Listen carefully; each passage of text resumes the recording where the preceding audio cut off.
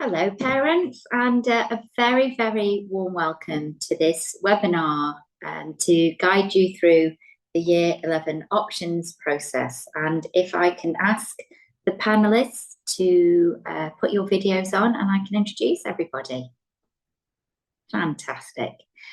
So we have an expert panel joining us this evening for this session.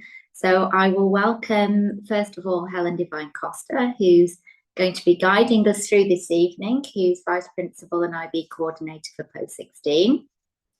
And we welcome Tim Collins, who oversees the BTEC and vocational provision at the school, and also Sara, Ellison, who is the Director of Learning for Post 16, and Besisira Williams, who's Head of Year 11 and is guiding your children through this process at the moment. So thanks, Jo, for joining us as well.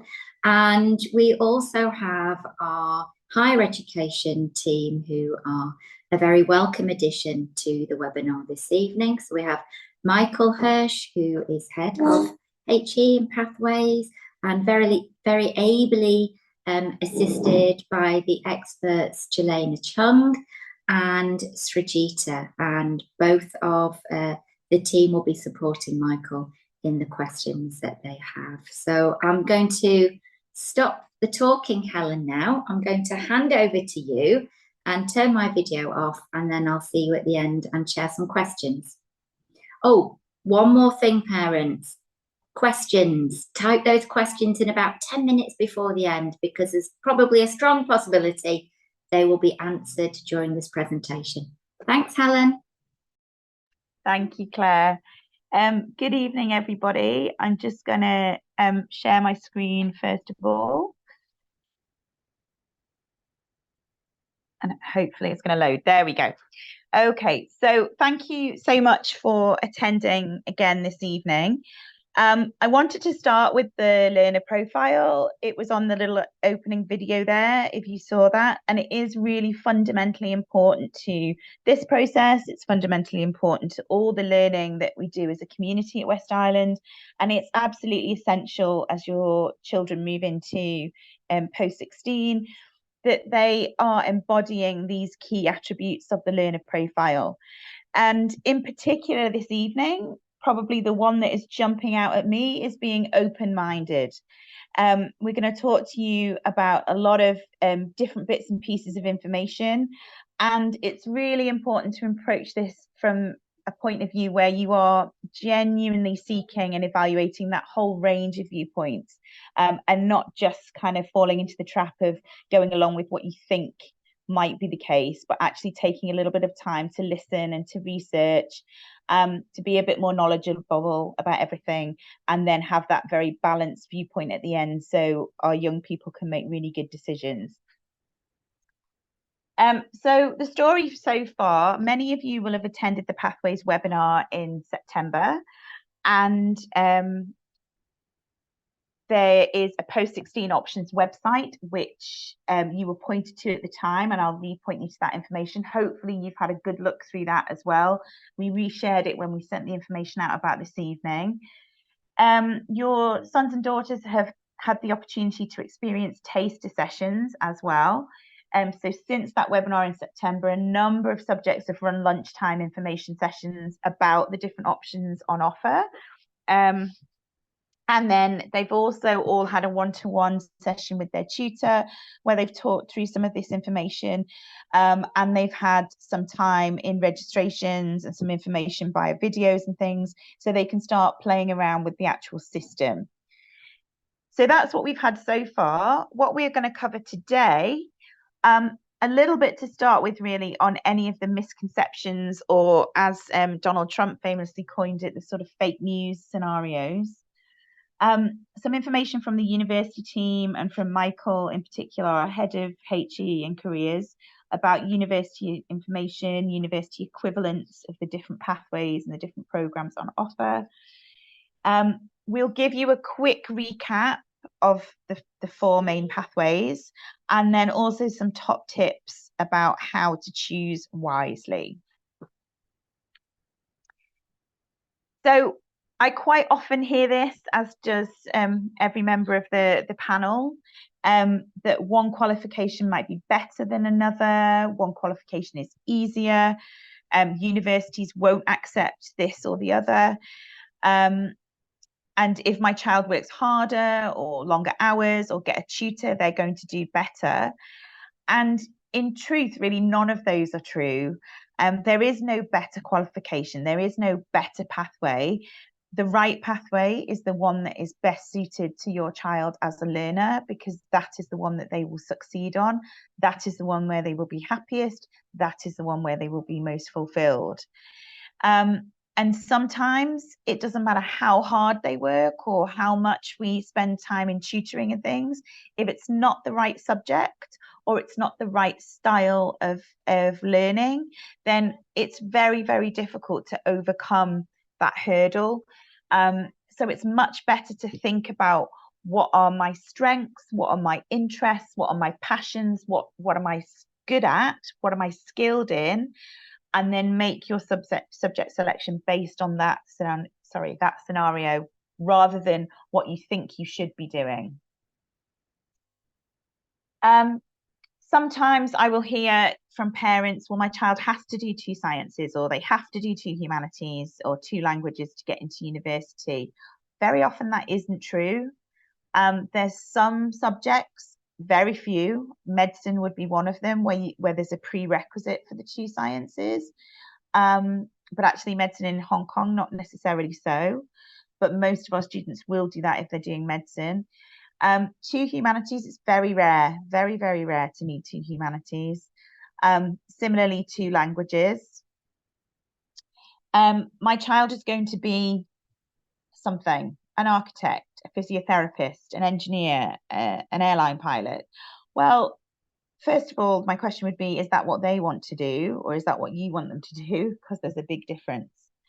And then secondly, maybe there's an aspiration there, but sometimes if they're not best suited to that particular university course or that particular career path, it might be that we need to consider a slightly alternative route or an alternative career path that runs in parallel to that.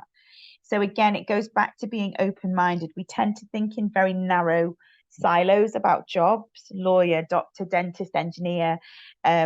And then there's a million and one things in between and around that. On this call tonight, we've probably got over 100 different jobs and careers present.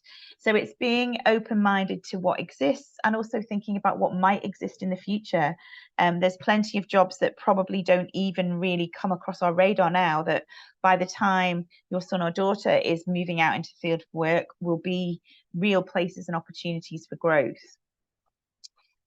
Subject X isn't useful later in life. I'm a geography teacher. I sometimes get that. I would absolutely refute that. And to be honest, in most cases, again, it doesn't really matter what subjects you're choosing at post 16. You should be choosing the ones that you're passionate about. Again, if there's a very specific degree that people are aiming for, or a very specific kind of university destination, there might be a few caveats to that, which Michael will sort of mention in a little bit.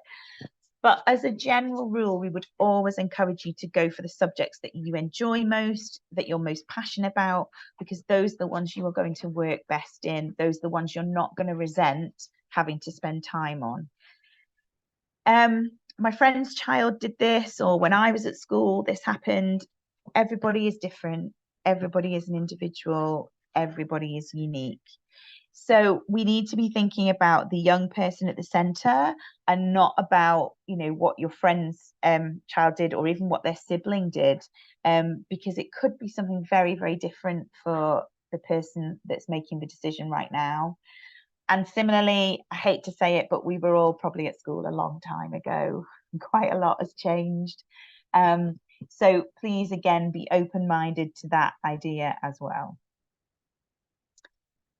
I think I finished with this slide in September, but I just wanted to remind everybody right now, this idea that all of the pathways we talk about and all of the pathways we offer at West Island end up in university destinations. So these 4 students all did each of the pathways we offer. the first three, Kimberly, Kai, and Emily, have all ended up doing business studies, business management, international business. So a very similar undergraduate degree, yet they came to it through a totally different pathway. And then Callum did the extended engineering program. Generally, we kind of say, oh, this is for students that want to go into engineering. He actually went into pure physics. He may well then carry on into engineering later. But it can also take you into some of those related degree areas, not just engineering as well. So a big question, and I understand why it's a concern, because if the young people want to go to university, as most of our students do, then that is the end goal. But you need to be reassured that every year our students get into good university destinations, no matter what pathway they have chosen. Similarly, we also have students that go on and do industrial work placements as well. So all these students did engineering. Lucas on the left and Leon on the right, as we're looking at it, actually went on to do work experience, and very different work experience, you can see. So some marine engineering, and then working with discovery, education, and immersive content. But both of them did work placements for a year. And other work experience, and have now subsequently decided to then go on to university, having taken that kind of work placement year or work placement 18 months. Tom in the middle went on to do machine learning and data science, which seems to become increasingly popular when we went to some of the graduation, ESF graduation stuff in the summer. That seems to be a really popular course now as well.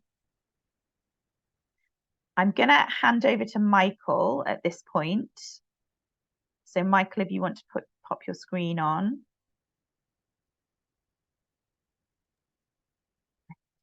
Hi, thanks, Helen.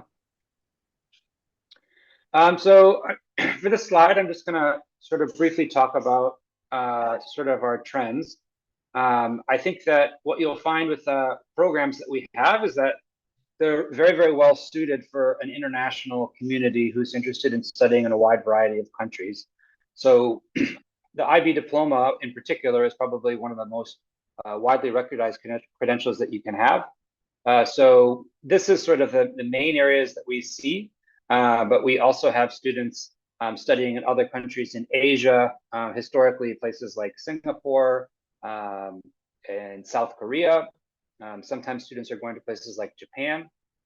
And then there's also some places in Europe. Switzerland for hospitality would be a common one.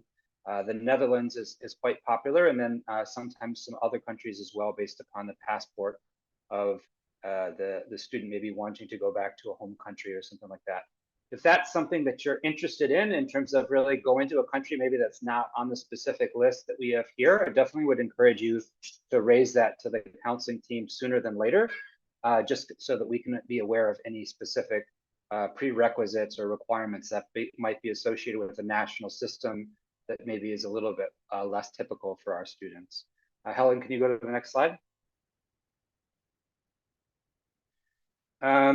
This slide is really about some of the big name brand schools that some of our families are excited about. And you can see also that these are the most popular courses and majors that our students study. So business, engineering, law, economics, a wide variety of courses within the sciences, healthcare, and psychology would all be extremely popular. And then as Helen was mentioning previously, within those topics, there's also a wide variety of different variations and different sub courses as well. Next slide, please. Again, this is just sort of a sampling. I'm not going to read through everything, but the idea with this is hopefully many of the universities that you might be interested, you would see that typically UK would be the biggest destination for our students and would be one of our most popular places for applications. But students do particularly well in the UK.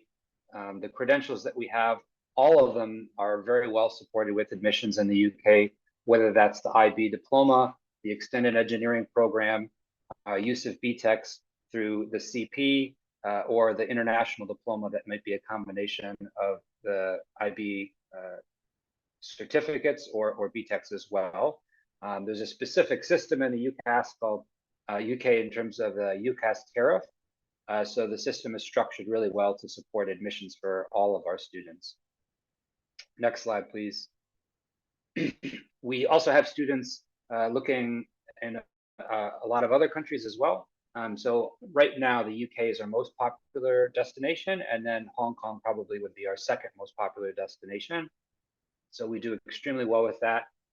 I would say we're a definitely sought after school by the Hong Kong universities. We seem to have practically daily communication with the major Hong Kong universities about seeking out opportunities for them to come and visit our school to present on different programs. We've had presentations from Chinese University and Hong Kong University and Hong Kong PolyU multiple times this year, as well as some stuff with HKUST. For Europe, the main destinations for us right now would typically be the Netherlands, and then we're seeing some hospitality schools in Switzerland. We have some schools in France occasionally, but the Netherlands would be the major one. This year, for the graduating class, we actually have a little bit of an uptick in applications for Ireland. There's some specific interest in medical school options and dentistry in Ireland. We see sort of a steady population of applications for Australia and New Zealand. That's a little bit different. Typically, most of our students won't apply in the Northern Hemisphere fall for the Southern Hemisphere schools. A lot of times our students will not apply with conditional offers. Instead, they'll wait for their IB awarded marks in July and then apply to schools once they receive their grades. These are some of the popular schools that we have in Asia. I also know that there's some nice options in Japan.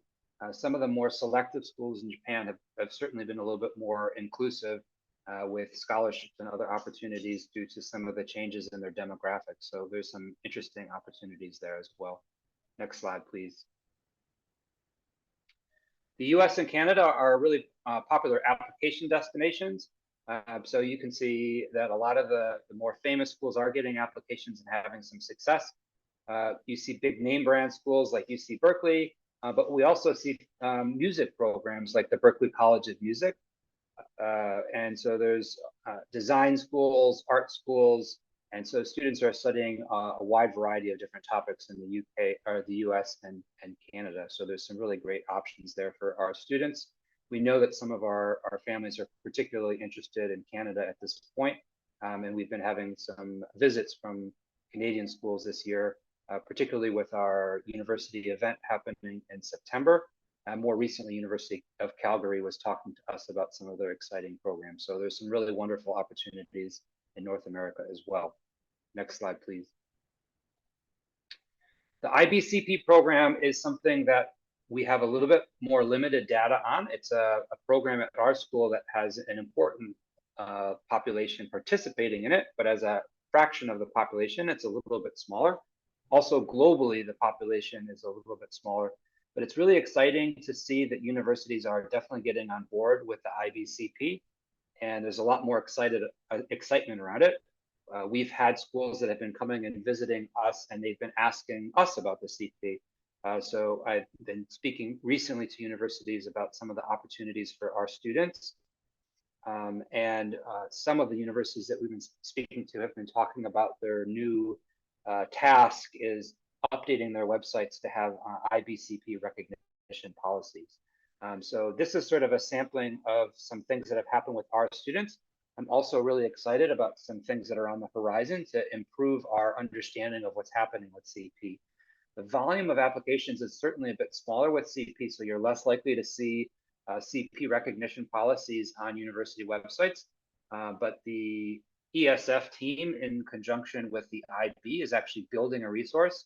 So we've got about 35 different schools that are sort of crowdsourcing their admissions results, and we're talking about what the CRS we're using is and what offers we've been getting, and we're building up a database to give us a much better understanding about what are the best options for IBCP students and whether we can have access to using CRS providers like the SUMAS school or the SCAD program, or programs that we favor at our school with the BTEC. But definitely CP is on the rise, and it's a really wonderful program in terms of getting kids ready for the world of work. Next slide, please. Excuse me. So some continued slides. You're seeing good recognition in a wide variety of places. I would say for our students, we've had business be one area, and then a lot of it has been in arts and design, and then also some of it's in the hospitality sector. The arts and design has been particularly good. Some of our students have been taking the BTech digital design course in conjunction with the DP visual arts course. So those students are really putting together amazing portfolios of work that really address the breadth and the depth that schools are looking for portfolios for the arts and designs program. And that's a really exciting opportunity for those students to really be focused on what they're most excited about in terms of their learning at school. So it's really exciting to see what's happening with that and the new opportunities that are developing. Next slide, please. One of the things that we will be talking to families about more as we go through our guidance process is interacting with university websites and doing some sort of backward planning. You can see here on the University of Hong Kong page that for the Bachelor of Business Administration, Bachelor of Business Administration, Accounting and Finance, they've listed their required IB score, and they have some subject-specific courses that you need to look at. So you can see here that for grade 6 or better in standard level of maths, with the AA course. And in this case, they're also accepting the AI course. You're seeing that if you take it at higher level, then they're going to be a little bit more inclusive. So if this is something that you're comfortable with and you want to explore, and that's definitely something to think about, you can do this through specific universities for specific courses if you're interested in. You can also do this through UCAS. We are going to be doing a new initiative to support families with making their decisions, where you're going to have a 30-minute meeting with your student, and we will be able to go a little bit more granular with families and make reference to some of this data if you're intimidated looking at these resources, just to ensure that students are taking courses that align with the programs in the schools that they're interested in applying to. So you have a bit more confidence with that. Next slide, please. Here is an interesting thing that's spotlighting the Bachelors of Science in Business and Management. You can see in this particular case that they are representing multiple credentials that are available. So you can see that for the typical offer, they're saying they're looking for 3 A's at A level. With IB, they're saying that they want 36 points with 6s presumably at higher level. And then for a BTech credential, you can see that they are looking to see 3 Ds. So that's a pretty explicit representation that at some universities, particularly in the UK, they are going to communicate that those different credentials are accepted, and they have a clear delineation out for the different expectations for those credentials. Next slide, please. If you go here, we have built an instrument of our own. This is just sort of a table that is communicating about what's called the UCAS tariff. And so for students who are in our program already, we have created our own Excel document that's a calculator, and basically they can type in their different credential, whether it's HL or SL courses at the different levels. And then it will spit out what their UCAS point equivalency is. So students, through doing the IBCP, can get credit for doing BTech courses, as well as multiple IB certificate courses, which can result in students getting quite a few points towards the UCAS tariff. The same thing can be true for the international diploma students. International diploma students can do very similar types of things to the IBCP kids. They may just not be participating in the special core program of the IBCP, which requires some special courses and some special additional requirements. So these programs, via the UCAS's own translation services, they have different types of equivalencies and can be definitely viable at the right schools. Next slide, please. We've got some really great resources, and so if you go onto the West Island School site, You can see we've got a WIS Careers website. There's lots of different things for you to explore on there. And I definitely encourage you to use that resource to do some more research, as well as the resource that we've been using with your children already this year that's called Unifrog. They all have accounts set up, and they can explore lots of different universities, lots of different university courses.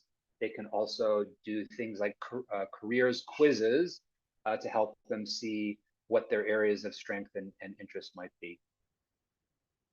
Next slide, please. This is our lovely faces. If you haven't had a chance to meet us yet, we're really working to try to sort of increase our accessibility and visibility for our community. So you can interact with the general office through using the careers web address, or you can contact us specifically. The way that the program is designed is that each of the 3 counselors is allocated 2 dynasties. So you can see that below. Your children can make appointments with us very easily. If they come into the G&A space, they will see the same information in terms of whose counselor are they set up with based upon their dynasty. And we have a QR code that they can photograph with their phone, and that will link them to our calendars, and they can book an appointment with us by cross-referencing our calendar against theirs, but it will show when we're free. And that might be before school, after school, lunch break, or during maybe one of their study periods. Next slide. I think that's my last slide. Thank you, Helen. Thank you, Michael. So Michael will, as he's mentioned there, there'll be more information from the HE team coming over to you, and chances to meet individually with families in term 2. And this Friday, the HE team are going to run a assembly for the students, just to run through some information, and we're going to film that and send it home to parents, technology willing, so that you can just see those bits and pieces of information as well. So let's just track back from university a little bit to the courses that we have on offer here. As we said in September, both of the IB courses, the DP on the left and the CP on the right, will both lead to university. Hopefully you're now a bit more familiar with the structure than maybe you were at the start of the year. So IBDP requires a choice of 6 subjects, 1 from each of the disciplines shown on the right-hand circle, plus the core of TOK, which is theory of knowledge, a 4,000-word extended essay, which is a research project of the student's choice, and then the CAS, which is a requirement, a passing requirement of the course. So it's a very, very busy, very, very full programme, and a very broad programme academically. We do have a lot of subject choices. I've had some questions about the self-taught languages, which is an option if you have a mother tongue and you are able to work academically in that language, then it may be possible for you to study that language as a second kind of language A alongside English. Or you can actually substitute it, and that can be your language A, and then you can do a second language of acquisition like French or Spanish or Chinese, depending on what your mother tongue is. But essentially, if you are interested in that, the best thing to do is contact me directly, and myself and Miss Koshi, who oversees that strand of the programme, can talk to you individually. Our languages, we offer 3 taught languages of acquisition: Chinese, French and Spanish. All of them at all 3 levels, so standard level and higher level. And we do offer them at ab initio level, which is beginner. So if you have done a language for GCSE, but you don't want to carry that on, so let's say you've done French GCSE, but actually you fancy picking up Spanish, then you can start the Spanish ab initio, which is from the very, very scratch, from the very, very beginning. We do offer Chinese ab initio, but I have to say in the 4 years that I've been here, we haven't actually managed to run a class because we haven't had enough interest in it, but it is on the options list, and we basically just wait and see what the interest is before deciding whether we can run it. And that's actually the same with all of our courses. We can only run them if we have enough students that sign up and are interested in them. Humanities, we have a whole range of offerings there, you can see. Similarly, in science, a really broad science programme. So we've got the natural sciences of biology, chemistry and physics. But if actually they're not quite your thing, then there's a lot of other sciences that can be done there. Environmental systems or environmental studies as it is here, but used to only be available at standard level, but from this year it is now available at higher level. So we've updated that on the system. And food science and technology is a course that has just starting, and again is only on offer at standard level because it's a school-based syllabus, so we don't offer that at higher level. But the majority of the courses are available at both standard and higher. 2 maths choices. The maths department will go through with your children the difference between those and which one they're probably best suited to. And then we have a full range of arts as well. We are really lucky at West Island to be able to offer all of these art programmes. An arts policy, because we have such a fantastic faculty and we're able to offer such breadth in the arts, we do encourage all of our students to take an art subject.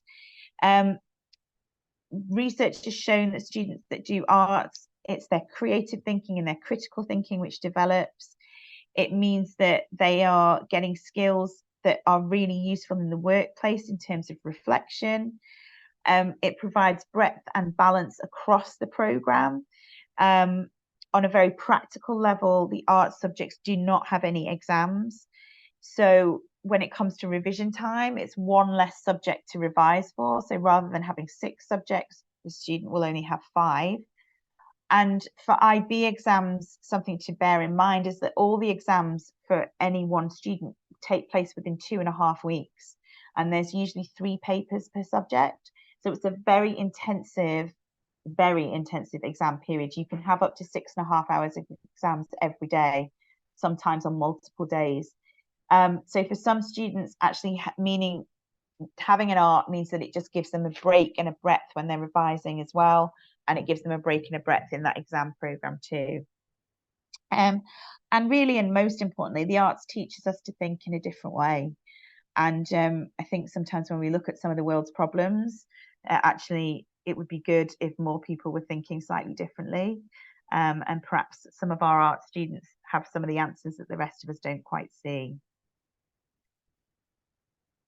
One other thing to mention is that if you are Hong Kong national level representation, and it must be national representation level, or indeed any other country representation, but usually it's Hong Kong because you need to be training at the academies and stuff. So by default, you are living here.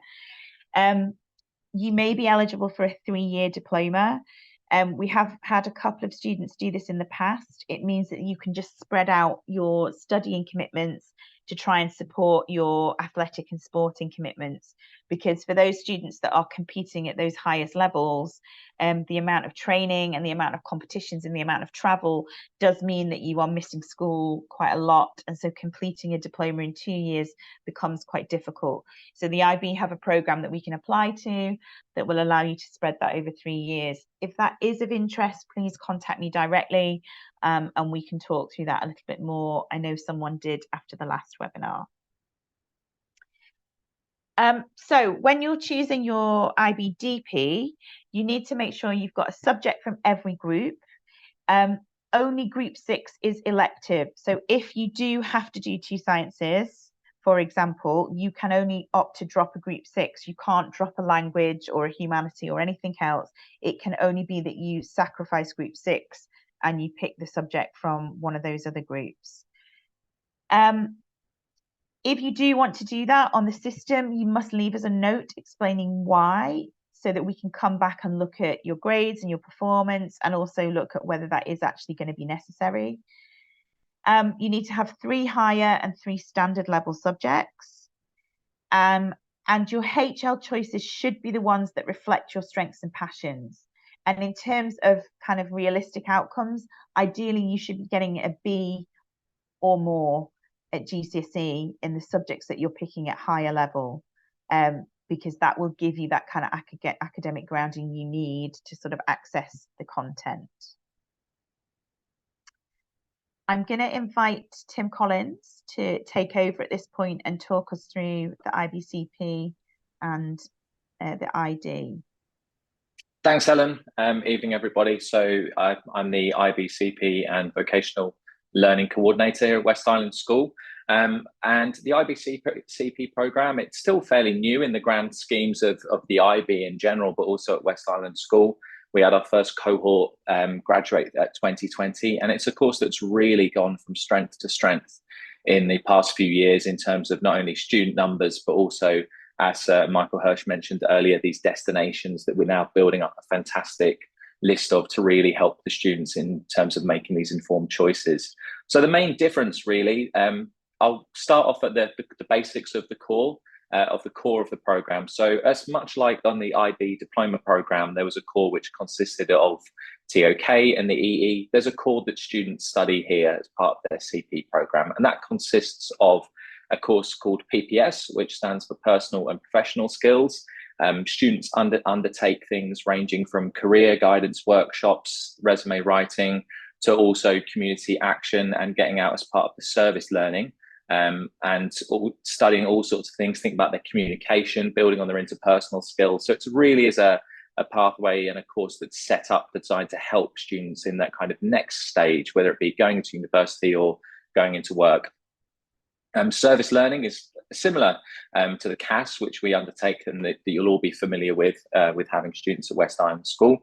And the service learning involves the students actually working on a specific project in terms of generating something that could be service-based in the local community, such as reaching out and working with a local charity, addressing a problem they see in society and trying to come up with a solution. Maybe it might be creating a video, creating sort of an awareness, something like that. The students also undertake a reflective project, which is based around their BTEC course of study. And that's where they're encouraged to consider wider debates and ethical considerations within their preferred area of study. And finally, language development. So the language development course is a course where the students are essentially doing a guided but self-studying of a language. They keep a portfolio, charting their development, and they work with a teacher on that as well. So all of these sessions have teachers assigned to them who work with them and who are trained in those areas and things like that, so they get the full level of support. Now, the main difference is obviously the BTEC subject, which students undertake. So students have an option of a number of different subjects. So we can see we have business studies, tends to be a hugely popular subject. Digital design, many of you will be familiar with that course, which currently exists with Year 11, which Miss Welsh has been running. That's seen a real expansion with our IBCP cohort, and there's been a real drive of increasing our IB student numbers. The engineering course, again, I know we've got many students who currently spend a lot of time down in the workshop with Mr. Hopley and co, and that's an option they can continue. A new course for this year, which myself and Mr. Oni heading up, is multimedia production. So if we have any parents of video production students here on the chat, then that's the natural progression of that course. It's really excited to be bringing that course in. And we also have sport, which again, another popular option, which has been consistent over the years. How do BTECs differ in terms of the regular pathway compared to an IB subject or an A level? Well, the first thing is that they're all assessed through coursework. The students create a portfolio of evidence over the 2 years, undertaking a number of different units. So they may be undertaking research, they might be doing presentation-based work, they might be considering wider debates, making vlogs, etc. Obviously, it depends on the subject, but there is no final examinations. It's a continuous form of assessment where upon completion of a unit, the students receive feedback and meet with their teachers, and they're then, if necessary, are given the opportunity to improve their coursework as well. So it's very much designed around student success. The advantage of these kind of courses, number one, for many students, the examination element of courses can be difficult. That one single moment in the summer where your learning is assessed, and for many students, that's not necessarily the most beneficial way of assessing them. And actually, through continuous assessment through coursework, they find that they're able to get a much kind of more well-rounded assessment of their capability within a subject. It's something which I myself am a big believer in, which is why I'm delighted to be able to talk to you about these options. The portfolio element that students undertake, and whether this be in business studies, digital design, where again, I'm sure you've seen the fantastic work the students have done. The students develop a really broad range of skills throughout the year, from group work, individual work, creative projects. And there's kind of themes that run through every single course. You might find a student doing business studies can actually be doing something very similar in engineering. They're just solving a problem from a different perspective and coming in at a different angle. And it's that really develops the skills of these students and gives them a really well-rounded and broad education experience. These portfolios really give the students strengths when it comes to their university applications. Again, as Michael mentioned, the strength of the portfolio is very helpful. We mentioned earlier that the BTEC is a fantastic option for the UK, and a lot of the institutes outside of the UK who we're dealing with, the strength of the students' body of work through the visual portfolio, through the tasks they've undertaken, tends to be a real difference maker at helping them get to their next steps. What complements this, and what I think makes the CP really stand out, is the fact that students not only have this BTEC option, which is worth the equivalent of 2 UK A levels, but they get to top this up with 2 or 3 IB subjects.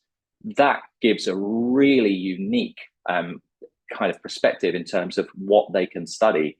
We may have a student who decides that they want to study business studies for BTEC, so maybe they're going to complement that with an IB higher level in economics, because they can see themselves going into that pathway in the future. An engineering student may undertake physics or maths because they're very keen on entering that as a career, and I'll talk a little bit more about engineering in more depth shortly.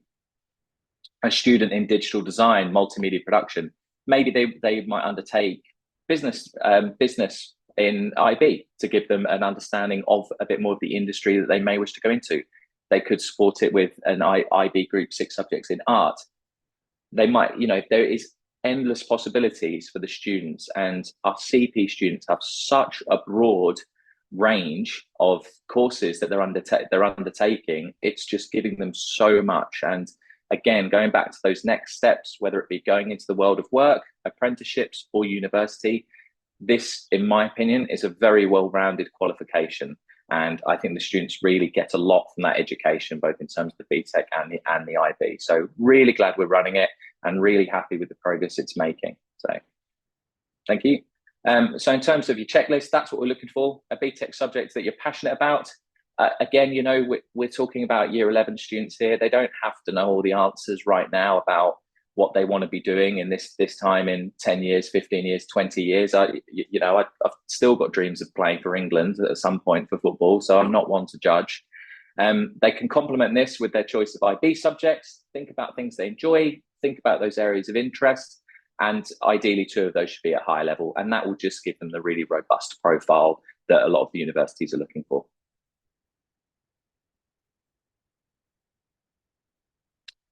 So other options we have, which I will get into now, another very popular route is we call it our international diploma route, and we also have our engineering route. So I will talk about those, but the international diploma route is a more BTEC focused course.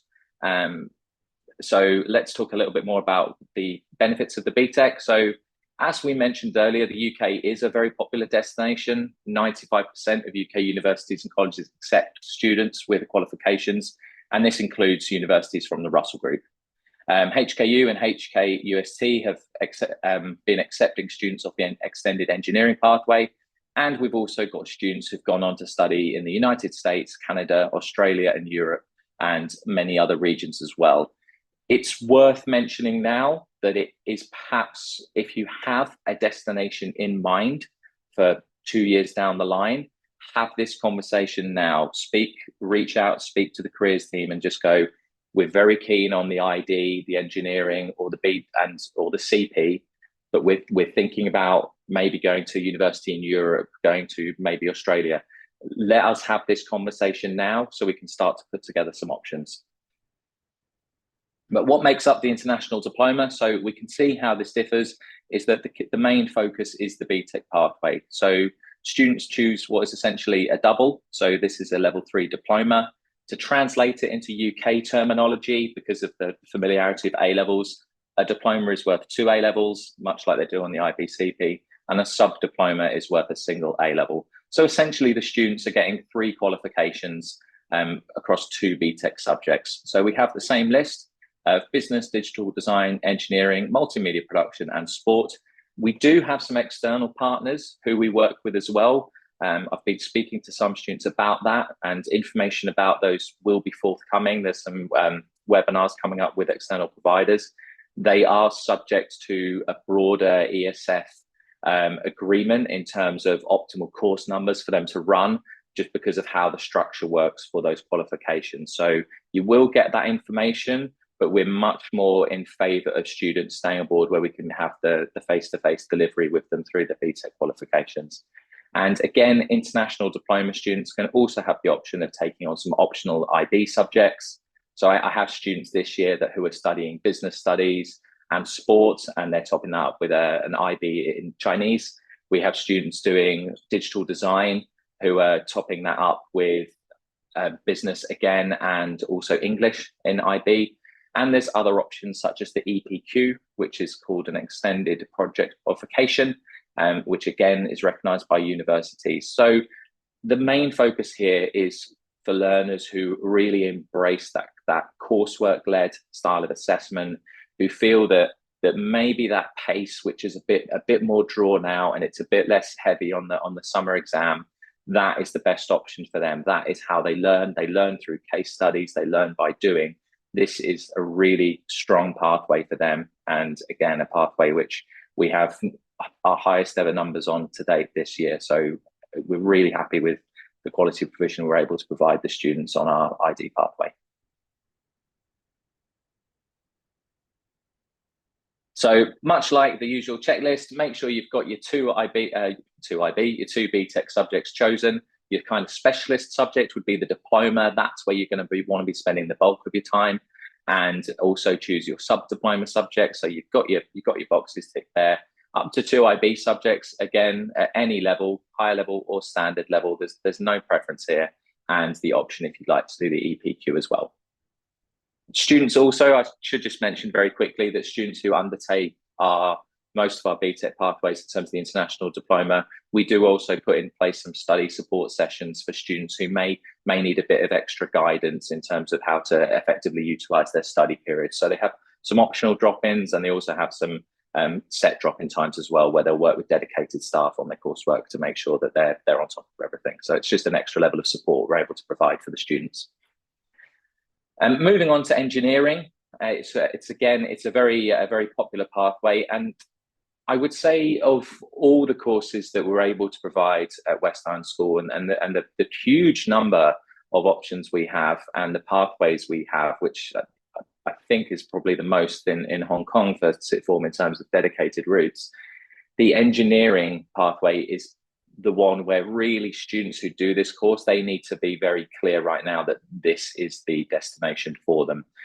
It's an extended diploma, so we've gone from our sub-diploma, which is kind of a single qualification. Our diploma is the double. This is the triple. So it's an extensive amount of time, and it's a very big course which covers all aspects of engineering. It's 3D printing, it's working on the machines, it's electronic units, it's things like that. And it's taught by a combination of both engineering teachers. It's led by Mr. Hopley, and it's also taught with maths teachers and physics teachers as well. Mr. Gilchrist is involved in the teaching, and Mr. Phillips. So it's quite a broad qualification. In terms of the structure of the course, because it's so intense with engineering, and you will see this on the next slide, that what we really recommend for this course is not only the students undertake that as an option, thank you, but they should really be undertaking a subject from maths or science groups. The typical student on our engineering course would be doing the extended diploma in engineering, and they would be doing maths, and it tends to be maths and physics, tends to be the combination.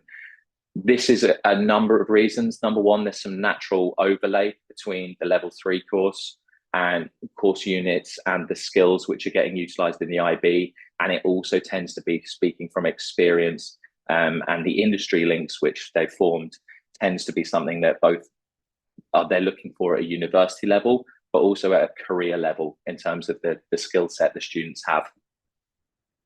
Dave and the team have worked very hard on building up industry links. Obviously, COVID's thankfully out of the way now, so it's opened the door again for students to be able to start experiencing the industry firsthand, and that's something which we're really looking forward to expanding, and the students actually getting to go out again and visit workshops and hearing from experts and things like that. So it's very much, it's a hands-on course, and it's designed to take students onto that next level into a career in engineering. The students have gone on to study in all sorts of places. We've had them off to the United States, to Australia, and to the UK and Europe as well.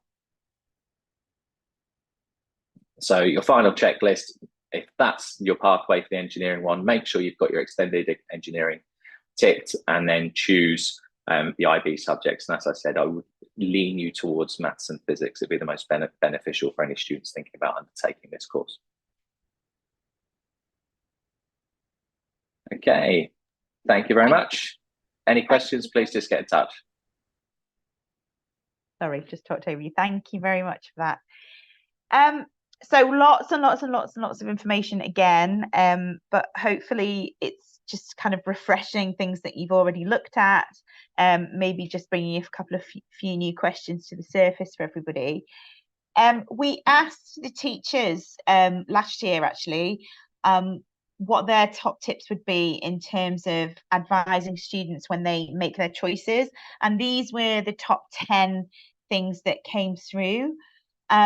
So doing research, being informed, being knowledgeable, again, back to that IB learner profile, but also going with your passions, talking to those that know you. So talk to the subject teachers, talk to year 12 and 13 about what their current experience has been on these different courses. Thinking about university and careers and working backwards. So Michael's touched on that quite a bit today. But also making sure that that doesn't drown out your passions too. So you've got to strike that balance. Being open-minded, again, so, which course genuinely is better for you, which subject genuinely is better for you and suits your skill sets best.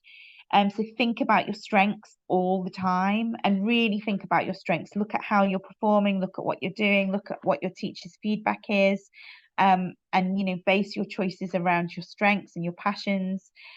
And choose what you want to do, not what your friends are doing, or not because your parents are telling you that this is what you have to do or should do, because that doesn't always end well.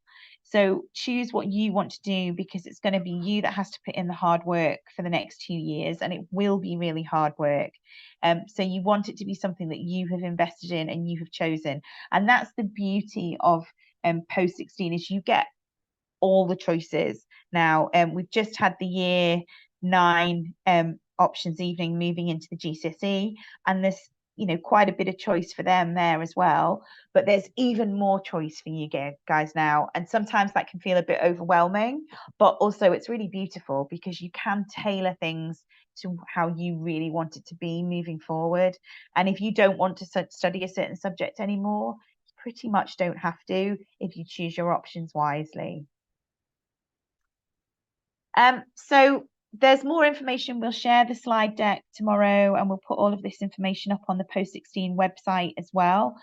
So there's just a link to it here, but hopefully you've already started engaging with that since we introduced it in September.